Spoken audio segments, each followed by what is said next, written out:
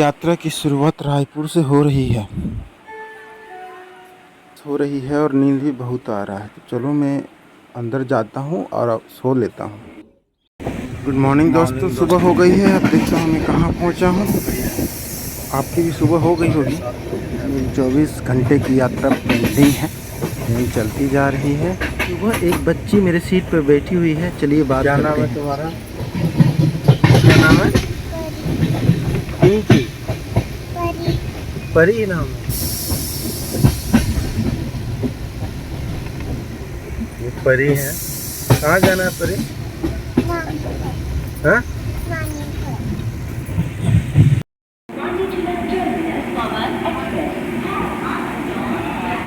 Katni junction आ गए हैं लग रहा है। कटनी है।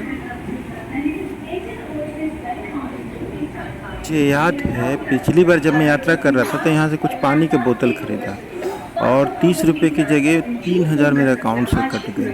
फिर मैंने रेलवे में कंप्लेंट जनरेट की, लेकिन धन्य है वहाँ के पुलिस प्रशासन, उन्होंने जाकर बात किया और जो मेरे 3000 रुपये कटे थे 2 दिन के अंदर मेरे अकाउंट में वापस ट्रांसफ़र करवा दिया। एमपी में भिखारियों की संख्या ज़्यादा है। हर 10 मिनट में एक भिखारी। परी को भूख लग गया और परी बिस्किट खा रही है। हाँ परी, भूख लग गया है? नहीं लगा है? नानी के घर जाके खाना खाओगे? वाह। कल नानी घर कब पहुंचोगी? शाम को?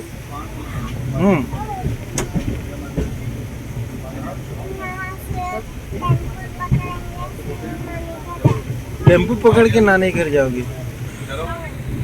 चलो ठीक है। परी बिस्किट खा रही। ब्रश किया नहीं परी ने और बिस्किट खाना शुरू कर दिया।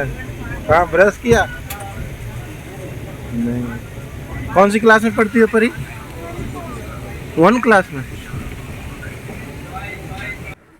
बाद एक भीख मांगने वाले आते जा रहे हैं, अलग अलग रूप में, अलग अलग वेशभूषा में। यहाँ यह प्रवृत्ति बहुत ही आम लगती है क्योंकि सरकार ने इस पे रोक लगा रखा है, लेकिन पब्लिक भी है कि उनको बढ़ावा देती है। हम ही हैं ऐसा कारण। भारत की यह भी एक छवि है। ये 2 छोटे छोटे बच्चे भीख मांग रहे हैं। भाई साहब पकड़ के पूछ रहे हैं कि तुम किसके साथ हो? उनका कहना है कि हम अपनी बीवी के साथ। एक और बच्चे का पूरा एक ग्रुप चल रहा है। क्या तुम्हारा नाम है? सुमन नाम है? पूछा मम्मी कहाँ है तो उनकी मम्मी के बारे में कुछ आइडिया। क्या नाम है दीदी का? तुम्हारा नाम क्या है? क्या नाम है? ट्रेन में कई पुलिस वाले चलते हैं। कौन है? पुलिस वाले को इन लोगों से कोई मतलब। मम्मी कहाँ है? मम्मी को, प्रशासन को, ना पब्लिक। देश की दुर्दशा किसके साथ आए हो? आश्चर्य होता है। दीदी के संग। हम क्या दीदी कहाँ है? अपनी ज़िंदगी जिए या देश की दशा को बदलें? आप ही हमें कमेंट करके बताइएगा। एक और बाबा भीख मांगने के लिए आ गए हैं। ये बच्चियां भी हैं। यहाँ यात्रियों से ज़्यादा जनसंख्या इन मांगने वालों की। भारत की यह दशा किसी को क्यों समझ में नहीं आती? कौन है ये लोग? कहाँ से आए हैं?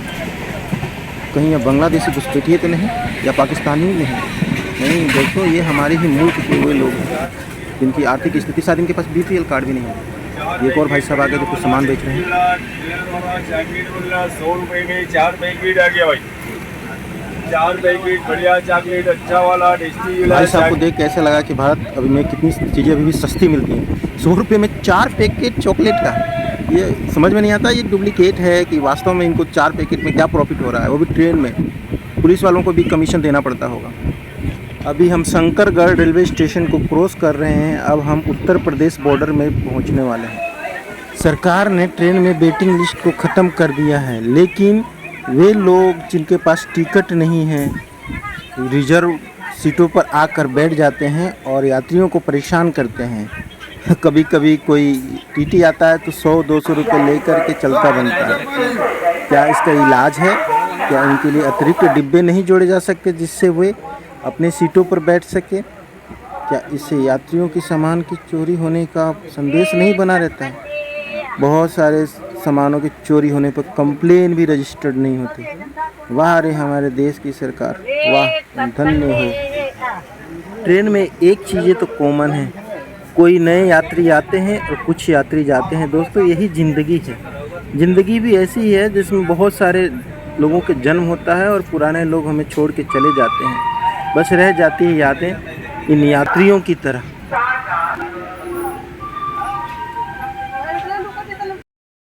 हम छपरा आने वाले हैं, बस वेट कर रहा हूँ, सामान लेके गेट पे खड़ा हूँ। बस 2-3 किलोमीटर की दूरी है। अब यहाँ से हम जाएंगे सिवान। 9:15 तो हो गए हैं रात के। अब देखिए क्या होता है, आगे का डिस्टेंस जो भी होगा मैं अपडेट करूँगा।